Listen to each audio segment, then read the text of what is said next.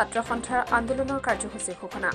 সদৌ অসম শৰণীয়া কছাৰী ছাত্ৰ সন্থাই অনুসূচিত জনজাতিৰ প্ৰমাণপত্ৰৰ নামত বঞ্চনাৰ প্ৰতিবাদত গণধৰ্ণা কাৰ্যসূচী ৰূপায়ণৰ সিদ্ধান্ত গ্ৰহণ কৰে জিলাই জিলাৰ গণধৰ্ণাৰে প্ৰতিবাদ সাব্যস্ত কৰিবলৈ সাজু সদৌ অসম শৰণীয়া কছাৰী ছাত্ৰ সন্থা শৰণীয়া কছাৰীসকলক শীঘ্ৰে জনজাতিৰ প্ৰমাণপত্ৰ প্ৰদান কৰক সদৌ অসম শৰণীয়া কছাৰী ছাত্ৰ সন্থাৰ নেতৃত্বত জিলাই জিলাই 12 আৰু 13 মাৰ্চত গণধৰ্ণাৰ কাৰ্যসূচী ৰূপায়ণ কৰাৰ সিদ্ধান্ত প্ৰাপ্ত মৰ্যাদা অনুসৰি সাংবিধানিক মৰ্যাদা প্ৰদান কৰক হয় শৰণীয়া কছাৰীসকল অসমৰ অন্যতম আদিম কছাৰীমূলীয় জনজাতি জনগোষ্ঠী হোৱাৰ পিছতো আৰু ভাৰতবৰ্ষ স্বাধীনতা লাভ কৰাৰ পিছত ভাৰতীয় সংবিধানৰ জনজাতি তালিকাত চিৰিয়েল নম্বৰ 5ত কছাৰী হিচাপে অন্তৰ্ভুক্ত হৈ থকাৰ পিছতো শৰণীয়া কছাৰীসকলে বিভিন্ন সময়ত জনজাতি প্ৰমাণপত্ৰৰ সমস্যাৰ সন্মুখীন হৈ আহি থাকিবলগীয়া হৈছে শেহতীয়াভাৱে 2023 চনৰ 28 ফেব্ৰুৱাৰী তাৰিখৰ পৰা আজি তাৰিখলৈকে প্ৰায় এবছৰ এমাহ সময় শৰণীয়া কছাৰীসকলৰ জনজাতি প্ৰমাণপত্ৰ বন্ধ হৈ আছে আৰু এই বন্ধ হোৱাৰ পৰিপ্ৰেক্ষিতত শৰণীয়া কছাৰী জনগোষ্ঠীৰ ছাত্ৰ ছাত্ৰীসকলৰ পৰা আৰম্ভ কৰি সৰ্বস্তৰৰ জনগণে সাংঘাতিক ধৰণে ক্ষতিগ্ৰস্ত হ'বলগীয়া হৈছে মেডিকেল শিক্ষাৰ পৰা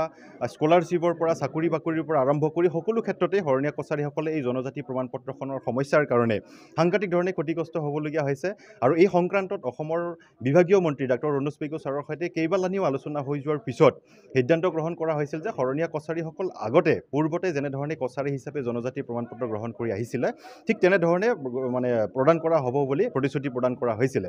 আৰু এই এবছৰৰ সময়ত অসমৰ মাননীয় মুখ্যমন্ত্ৰী মহোদয়কো 4বাৰকৈ সাক্ষাৎ কৰি আমাৰ এই সমস্যাটোৰ কথা অৱগত কৰা হৈছিলে শেহতীয়াভাৱে সদৌ অসম শৰণীয়া কছাৰী ছাত্ৰ সন্থাই এলানি কাৰ্যসূচী ঘোষণা কৰাৰ পিছত যোৱা 8 ফেব্ৰুৱাৰী তাৰিখে সদৌ অসম শৰণীয়া কছাৰী ছাত্ৰ সন্থাৰ নেতৃত্বত গুৱাহাটী চচলত এক অৱস্থান ধৰ্মগত কাৰ্যসূচী ৰূপায়ণ কৰা হৈছিলে আৰু সেই প্ৰগ্ৰামৰ পিছত 12 তাৰিখে অসমৰ মাননীয় মুখ্যমন্ত্ৰী মহোদয়ে আমাক সদৌ অসম শৰণীয়া কছাৰী ছাত্ৰ সন্থাক আলোচনাৰ বাবে নিমন্ত্ৰণ জনাইছিলে আৰু আলোচনাও সিদ্ধান্ত গ্ৰহণ কৰা হৈছিল যে মুখ্যমন্ত্ৰী মহোদয়ে এসপ্তাহৰ ভিতৰত শৰণীয়া কছাৰীসকলৰ এই সমস্যাটো সমাধান কৰাৰ প্ৰতিশ্ৰুতি প্ৰদান কৰিছিলে কিন্তু এসপ্তাহৰ ভিতৰত প্ৰতিশ্ৰুতি প্ৰদান কৰা এই বিষয়টো আজি প্ৰায় 20-25 দিন হৈ গ'ল আজি তাৰিখলৈকে এই সমস্যাটোৰ সমাধান নহ'ল সেইকাৰণে সদৌ অসম শৰণীয়া কছাৰী ছাত্ৰ সন্থাৰ নেতৃত্বত জিলাই অহা 12-13 তাৰিখে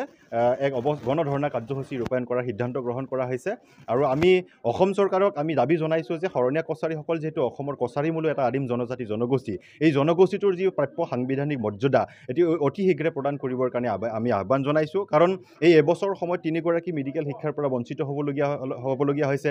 মহাবিদ্যালয় বিশ্ববিদ্যালয়বিলাকত এডমিশ্যনৰ পৰা বঞ্চিত হ'বলগীয়া হৈছে স্কলাৰশ্বিপৰ পৰা বঞ্চিত হ'বলগীয়া হৈছে চাকৰিত মকৰল কৰিব গৈ ঘূৰি আহিবলগীয়া হৈছে এনেক্স আৰু চাই নিদিয়াৰ কাৰণে তো এনেধৰণে সাংঘাতিক ধৰণে ক্ষতিগ্ৰস্ত হ'বলগীয়া হৈছে সেইকাৰণে আমি অসম চৰকাৰক দাবী উত্থাপন কৰিছোঁ আৰু মুখ্যমন্ত্ৰী মহোদয়ৰ এসপ্তাহৰ ভিতৰত কৰা যিটো প্ৰতিশ্ৰুতি এই প্ৰতিশ্ৰুতিটো তাৎক্ষণিকভাৱে কৰিবৰ কাৰণে আমি দাবী উত্থাপন কৰিছোঁ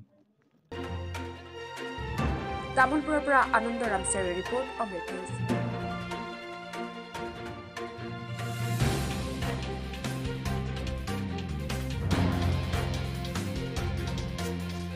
অমৃত প্ৰবাহ